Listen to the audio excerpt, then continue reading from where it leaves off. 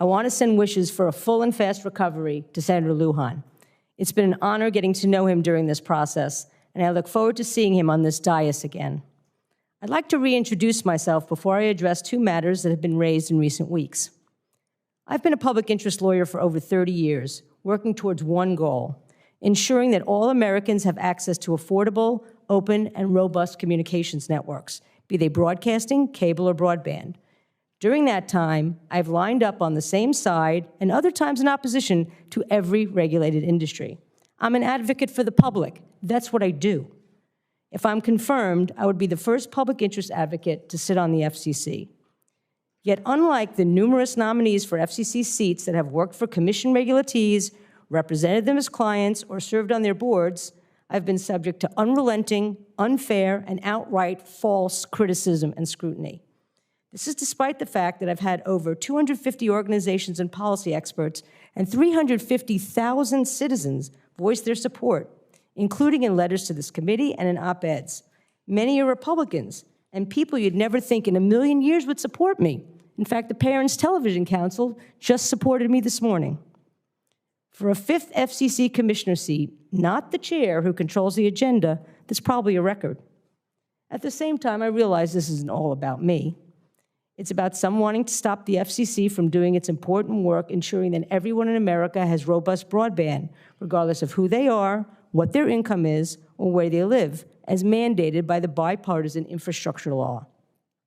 It's about stopping the FCC from ensuring that the media is diverse and serves the needs of local communities. It's about stopping the FCC from ensuring that our networks are resilient when the next disaster hits, so that the public stays connected and safe. And it's about stopping the work Congress, including all of you and your predecessors, have charged this important agency with doing. A deadlocked agency helps nobody, save for a few huge corporations. But most importantly, it hurts the American people who need the FCC to make hard decisions. Now I'll address some of the questions that have been raised around the confidential low-cast settlement agreement and my voluntary and temporary recusal from some matters involving retransmission consent and TV broadcast copyright. First, the low-cast settlement. As press reports have made clear, I have no financial liability stemming from the lawsuit. Indeed, I never did from the day I joined the Sports Fans Coalition board. This wasn't a settlement agreement that I negotiated.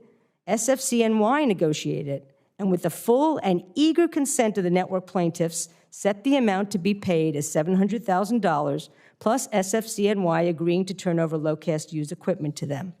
Why didn't I mention this number in my response to Senator Wicker's question for the record? Because the confidential settlement agreement barred me, as well as the network plaintiffs and SFCNY, from mentioning the terms of the agreement in writing. This was a fact that whoever leaked the agreement to the press conveniently omitted. Also omitted was the fact that the enforceable term sheet setting forth the particulars of the settlement was signed on October 12th, 2 weeks before I was nominated for this position. That term sheet is expressly referred to in the settlement agreement. On October 12th, when the settlement between the networks and SFCNY was signed by their representatives, I had no idea whether or not I was going to be nominated, or if I was going to be nominated at all.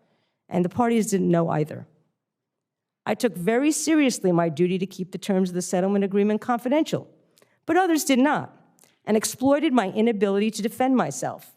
Now freed from the public disclosure of this information, despite a court order confirming all the terms of the settlement agreement, including the duty not to discuss them with the press, I'm here to answer the baseless rumors that have swirled around this issue. Second, I'll address my voluntary recusal, which I undertook because of concerns raised at the December 1 hearing and QFRs by members of this committee about my involvement with Lowcast. The recusal is narrowly tailored and tied to my personal participation in a 12-year-old petition for rulemaking the organization I represented filed seeking changes to the retransmission consent regime, a docket that remains open. There's precedent for such a voluntary recusal. In 1998, then-Chairman Kennard recused himself from a fairness doctrine-related docket when he discovered that he had signed a pleading in that docket as an NAB intern. So this is not unprecedented. I know that industry is saying that, but that's not true. As experts have noticed, my recusal is voluntary, temporary, extremely narrow, and concerns business unlikely to come before the full FCC. but in no way does it open the door to every other industry seeking a recusal for every position I, in public knowledge, have ever advocated. Such a result would be perverse and would prohibit anyone, probably prohibit anyone, not just public interest advocates and academics, who has taken any public position on telecommunications and media policy from serving on the FCC.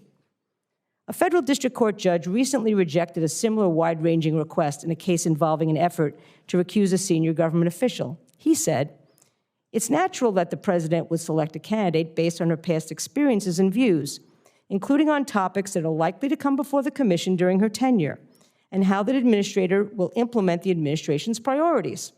Courts must tread carefully when reviewing cases in this area, lest we eviscerate the proper evolution of policymaking were we to disqualify every administrator who has opinions on the correct course of his agency's future action. I have and will continue to answer each and every one of your questions with complete honesty and to the best of my knowledge. Thank you."